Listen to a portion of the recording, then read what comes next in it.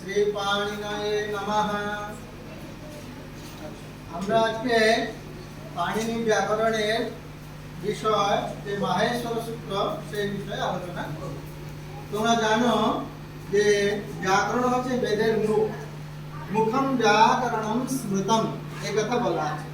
বেদ পুরুষের মুখ হচ্ছে ব্যাকরণ। শরীরের সর্বাঙ্গ শরীরের যেন মুখ হচ্ছে শ্রেষ্ঠ, সেই রকম বেদাঙ্গের মধ্যে মুখ্য হলো ব্যাকরণ।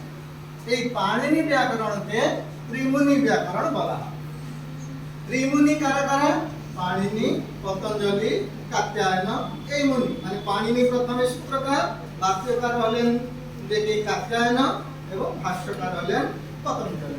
এই তিন মুনিকে নিয়ে ব্যাকরণ হচ্ছে ত্রিমুনি ব্যাকরণ। এই ত্রিমুনি ব্যাকরণ এখনো বিশ্বে দেখি পল্লবিত, পুষ্পিত এবং ফলিত হয়ে যাচ্ছে। সেই পাণিনি ব্যাকরণ মধ্যে সূত্রকার তিনি হচ্ছেন পাণিনি।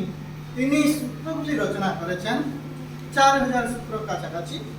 তার মধ্যে তার যে গ্রন্থটি তার নাম হচ্ছে অষ্টাধ্যায়ী।